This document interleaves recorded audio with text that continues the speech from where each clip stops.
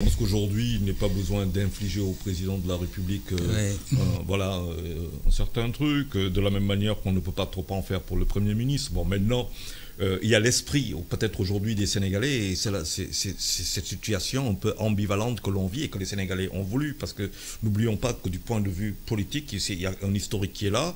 Il y avait le Premier ministre d'aujourd'hui et l'artisan ou l'instrument de la troisième alternance. Dans les deux cas, il est un élément clé. Et que donc cette troisième alternance provoquée, amenée par un certain Bassirou Diomaye Faye qui se trouve être le président, est quelqu'un de désigné. Maintenant, dans l'imaginaire populaire, il est évident que le président, de fait, on pourrait le croire ainsi, ou alors dans l'imaginaire populaire des 54% des électeurs qui ont amené le président au pouvoir peuvent penser que le véritable homme fort du pays est le président de la République et le Premier ministre. Et le président n'a rien fait aussi pour montrer que c'était faux.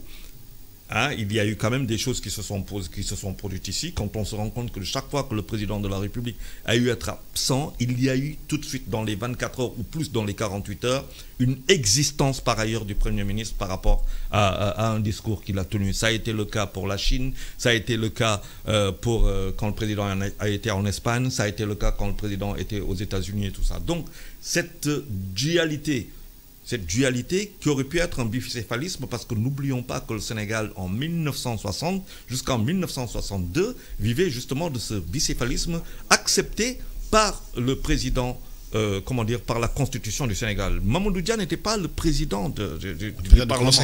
Il était le président du Conseil, donc le Conseil était le gouvernement du Sénégal. C'était le Premier ministre. Mais la loi qui change. C'est la loi qui change. Donc on revient un peu à cette position-là. Et donc il y a aujourd'hui peut-être des écarts de langage, mais qui vont rejoindre dans l'absolu de l'imaginaire populaire de ces 54% ce qu'a dit Guy Marius Sagna. Donc on peut lui reprocher un certain nombre de choses, mais dans la perception justement de ces 54%, c'est ça. Et peut-être même au-delà. Maintenant, ce qui est important, c'est de nous éviter une crise comme tu le mets en place, ça veut dire une crise au sommet de l'État. Le Sénégal n'en a pas besoin parce que ce serait un recul terrible, en plus de la situation que nous sommes en train de vivre.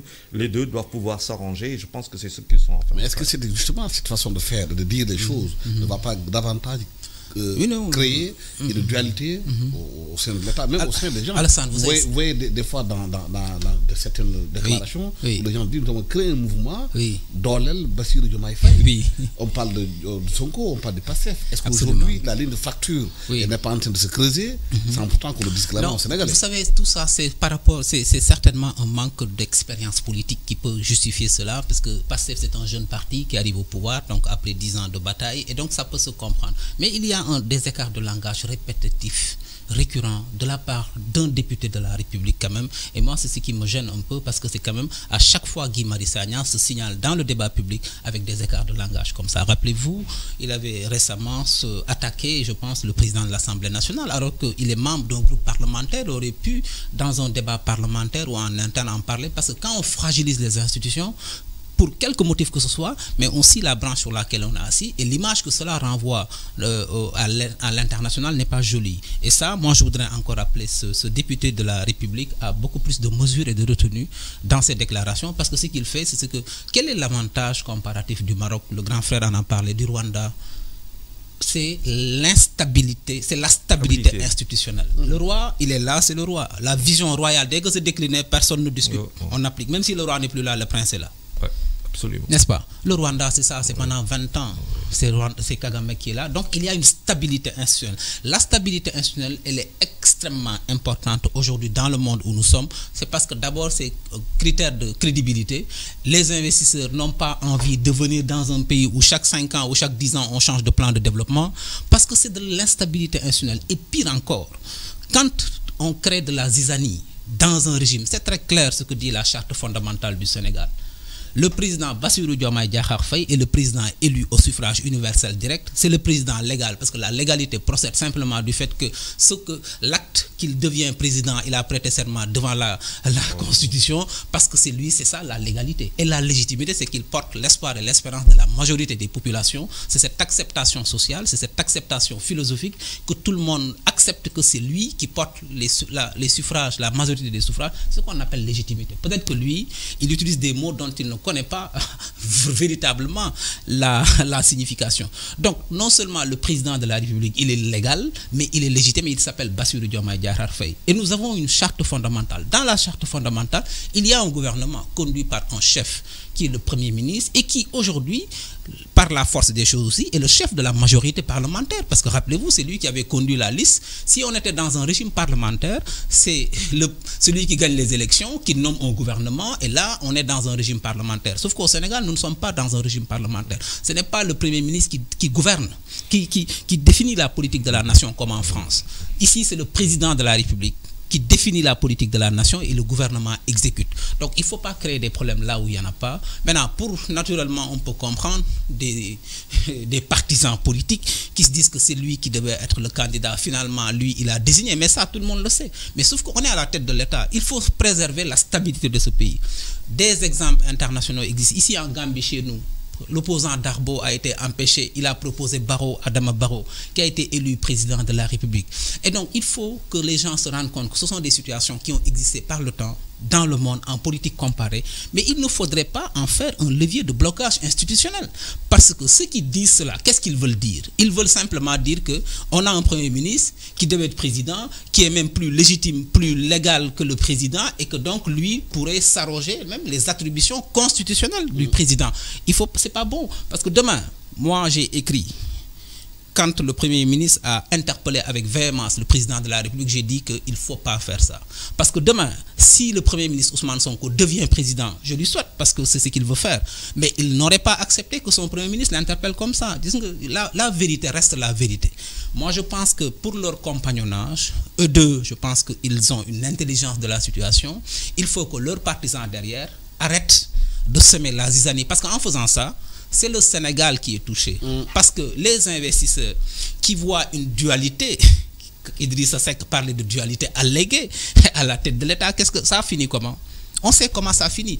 Donc une dualité, la faiblesse, une dualité, parce que, et d'ailleurs nous devons même espérer, parce qu'un président qui n'a pas de légitimité, il n'y aura plus d'acceptabilité sociale.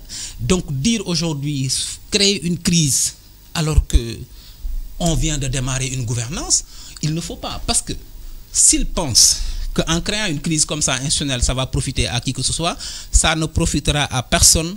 Et à ce rythme-là, l'opposition reprend de l'aile. Et vous avez vu, l'opposition a aujourd'hui un morceau sur la table. À chaque fois, ils cherchent à les diviser. Et moi, je pense que l'intelligence des situations voudrait que déjà leurs responsables travaillent à raffermir ce lien-là pour que ce duo à la tête du Sénégal puisse réussir. C'est mon intime conviction. Justement, est-ce que ce discours, quel impact ça peut faire auprès des militants, auprès des Sénégalais? Auprès des militants, c'est la division. C'est-à-dire qu'aujourd'hui, auprès des militants, c'est la division, c'est une cassure. Si jamais ça continue comme ça, bien entendu, certains peuvent aller pour une division qui est là. Maintenant, auprès des Sénégalais, je pense que les Sénégalais, ils vont apprécier par un seul instrument qui s'appelle ce plan de redressement qui est mis en place, dont l'issue au 31 décembre 2028 devient capitale pour le pouvoir sur leur tête. Parce que venir dans une situation, on trouve le Sénégal dans une situation pour 14, 15 mois après, même pas quelques mois après, c'est parce que c'était en septembre 2024, peindre et dire quelle était la situation, les Sénégalais ne s'attendaient pas du tout, mais alors pas du tout, à voir quitté le précédent régime pour se retrouver dans cette situation actuelle. Je ne pense pas qu'il y avait un Sénégalais qui s'y attendait. Et naturellement, les Sénégalais ne vont pas donner un blanc-seing pour leur dire on ira jusqu'en 2034. À l'issue de ce 2028, si ce plan n'a pas atteint des objectifs assez conséquents, il est évident qu'en 2029, les Sénégalais vont leur dire, écoutez, vous n'avez... Donc, à la limite, ils se sont mis eux-mêmes une épée de Damoclès sur leur tête avec ce plan de redressement. Ils ont intérêt donc, du point de vue, parce qu'il y a des dimensions politiques, il y a des dimensions sociales, il y a des dimensions économiques. Oui. Ils ont intérêt, du point de vue politique, à œuvrer et aller ensemble Ça veut dire en se couvrant l'un l'autre pour atteindre les objectifs qu'ils se sont eux-mêmes fixés. Absolument. Et n'oublions pas dans lesquels ils engagent des Sénégalais qui ne s'attendaient certainement pas, 24 mars 2024, à vivre aujourd'hui ce qu'ils sont en train de